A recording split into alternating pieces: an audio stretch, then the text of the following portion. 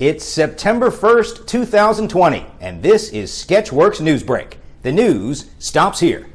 I'm Brian Troxel, and happy birthday to me. Today, I turn 17. For the third time. My 30th birthday is now old enough to legally drink. Over the weekend, a Coast Guardsman in the western Pacific Ocean opened fire on a shark, which was approaching other Coast Guardsmen on a swim break. The officer claims the shark had a knife. After 109 students at the State University of New York in Oneonta tested positive for the coronavirus, New York Governor Andrew Cuomo sent in the SWAT team. As opposed to New York State nursing home residents who died of COVID because of him, and Cuomo couldn't even be bothered to send condolences. College towns everywhere are growing alarmed over outbreaks among students. Really? You're alarmed. You're putting a bunch of young adults who had to be inoculated against meningitis before being allowed to move into the dorms freshman year together in small spaces after having been stuck in their parents' houses for months on end. What could possibly go wrong? Alarmed. Sunday it was announced a mutation of the coronavirus strain was found in Indonesia. This new coronavirus strain has been described as being more infectious, but also milder, more sweet and sedating. The potency of this strain provides a 1-2 punch to the head and to the body, initially landing between the eyes and settling down into the limbs. Its effects may help with managing nausea, stress, minor body aches, and sleeplessness. Next time you're at your dispensary, ask the bud tender about it. It's good stuff. The COVID-19 pandemic has really put a damper on summer activities. Here in Atlanta, Labor Day weekend has traditionally been the host of Black Gay Pride, Chick-fil-A's college football kickoff, and Dragon Con. 3 events that bring an influx of people from all walks of life. Plus my birthday. But as NewsBrake correspondent and person with nothing better to do, Allie O'Neill points out, this year the weekend just won't be the same. Dragon Con has been happening every Labor Day weekend in Atlanta for over 30 years. This year it goes completely virtual, which means the largest multimedia pop culture convention focusing on sci-fi, fantasy, gaming, comics, literature, art, music, and film in the universe might as well have been canceled. How does this affect the people who would have wanted to attend? I sat down with one of those losers to find out. Thank you so much for taking the time to meet with me today. Oh, of course. The pleasure's all mine. How long have you been attending Dragon Con? My first Dragon Con was back in 2013, right after I met Mr. J, and we've been going together every year since. And this Mr. J you refer to, that would be your partner, the Joker? Ex-partner. We broke up. I'm sorry to hear that. Well, thank you. It was a long time coming, though, to be honest. The main reason I even stayed with him through last year's Dragon Con was because the hotel room was in his name, and I knew it'd be impossible for me to get one of my own. Those rooms are sold out years in advance. Will you be participating in an online capacity this year? Probably not. It's not really the same, you know? I really enjoy walking around, meeting people, hooking up with Moss from the IT crowd. You know, things you can't really do online. Even if it hadn't been canceled, I probably wouldn't have gone anyway. I don't really have much of a social life anymore. I lost my job, I lost my pudding. All I really do is sit at home and scroll Reddit all day. Yes, and I really like dressing up sometimes. I don't have anywhere to go or anybody to see me. I only put on all this makeup today for this interview. Same. And we had to shoot it today because I took a shower yesterday. Same. Well, 2 days for me at this point. But people will go the entire 5-day weekend at Dragon Con without taking showers. And I just do that in general now. Me too.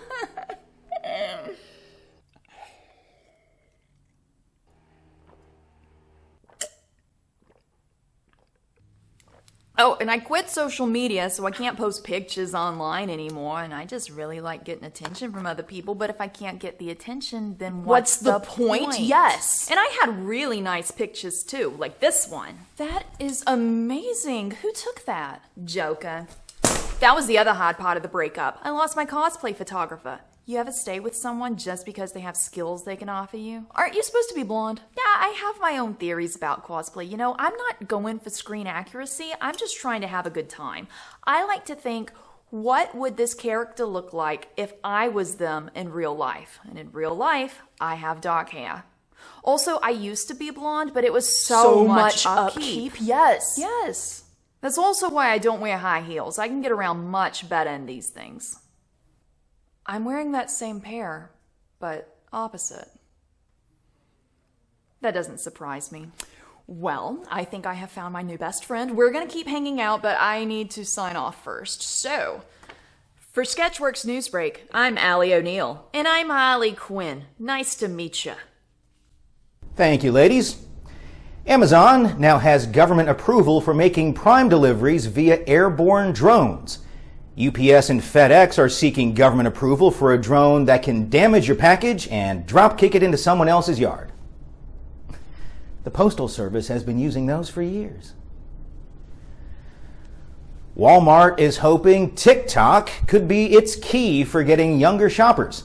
TikTok is incredibly popular and is one of the top mobile apps among young people, and Walmart is teaming up with Microsoft in an attempt to buy it. However, Walmart also faces an uphill battle in convincing younger shoppers to blend in with its typical shopper by growing mullets, gaining excessive weight, and having at least 2 crying brats throw stuff off the shelves. After nearly 200 years in operation, department store Lord & Taylor is closing their doors for good. You know, considering I've never heard anyone say, "I got this at Lord & Taylor," or even, "I'm going to Lord & Taylor," I'm kind of shocked they stayed open for 200 years. United Airlines will no longer charge you $200 to change your ticket. The airline decided to drop the expensive fee, and its CEO says this change is permanent. If COVID-19 can convince an airline to drop a fee, it's further proof this pandemic is deadly serious. The year that brought us death, unrest, and murder hornets has another gift for us: zombie tweets. Sketchworks NewsBrake correspondent Tim Millard brings us a tale of politics from beyond the grave. Picture, if you will, a former presidential candidate who's so outspoken, not even his own death will stop him. It's a tale that only the brave dare to retweet in the Twitter zone. Herman Cain's Twitter account is very much alive, even though he died of COVID-19 over the summer. That in itself is not odd. For example, comedian Gary Shandling died in 2016, but his family keeps his Twitter account updated with material from his archives. Herman Cain's family is doing the same thing by using his account to post commentary about current events. But one of those now deleted posts claims the very virus that killed him is not as deadly as first thought, which is the equivalent of arguing, "'Tis but a scratch." A scratch? Your arm's off. No, it isn't. Well, what's that then? I've heard worse. Mark Twain once said, "The report of my death was an exaggeration." But there is no exaggerating here.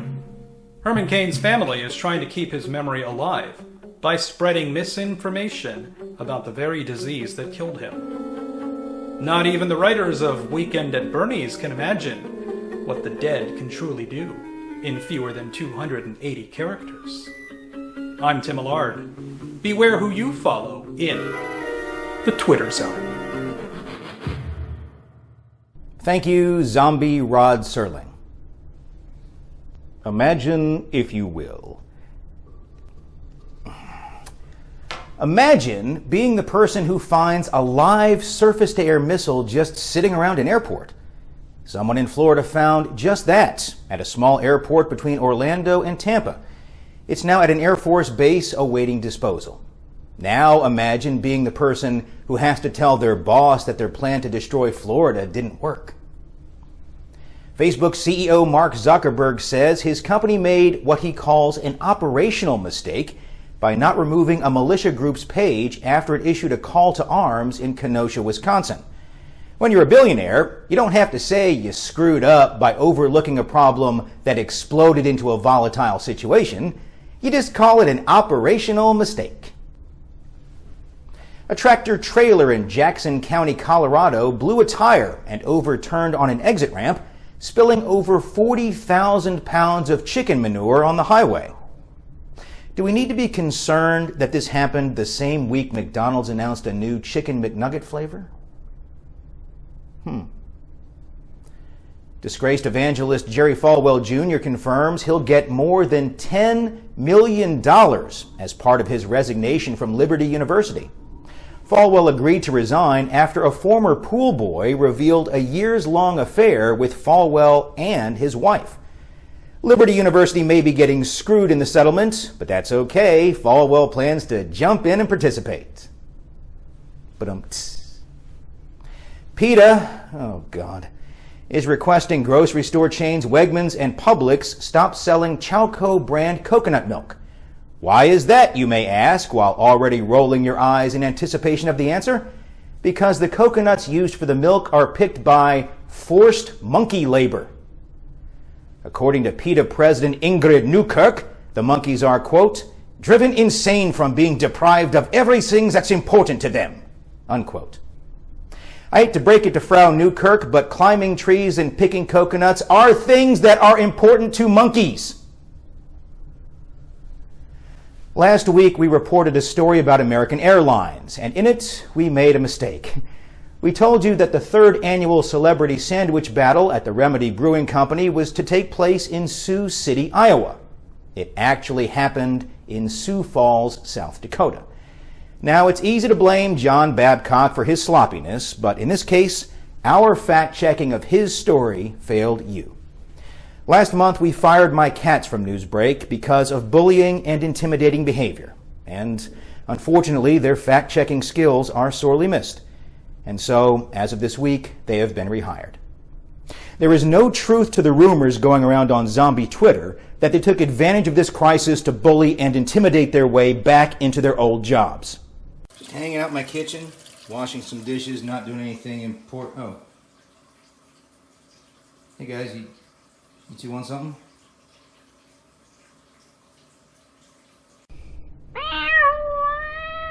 Nothing, just doing NewsBrake. British Prime Minister Boris Johnson hired a personal trainer last week. Experts agree he should have also hired a personal stylist. Attention history buffs. On September 12th, Boston-based RR Auction will be auctioning off a lock of Abraham Lincoln's hair wrapped in a telegram stained with the assassinated president's own blood. Also up for auction, Vincent van Gogh's severed ear and 6 jars of Howard Hughes's urine. The lock of Lincoln's hair is expected to fetch $75,000, which proves once again that rich people have way too much money. Not rich people like me, of course. I had to work very hard to earn my millions. At 20 cents per jar of urine, well, you can do the math. Comedian John Oliver is daring a Connecticut city to name its sewage plant after him. The mayor in Danbury joked about the idea after Oliver went off on the city during a recent episode of Last Week Tonight. Oliver says he'll donate $55,000 to charity if the city follows through. We at Sketchworks would also like to encourage any mayor to name their city's sewage plant after us, since we're just as full of shit. Celebrity birthdays today include Lily Tomlin, Dr. Phil, and me. If you'd like to get me something nice, I'm registered at Lord & Taylor. I will also gladly take your money, because I've been out of urine for years. That's all for Sketchworks NewsBrake. We'll be back next week, and we hope you are too. I'm Brian Troxel, and I'm going to go unwrap some birthday gifts. And your mom.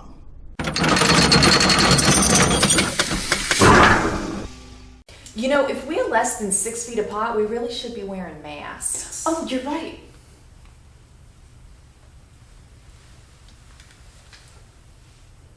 COVID has taken this year, just since the outbreak, has taken more than 100 years. Look, here's the lives. It's when you think about it.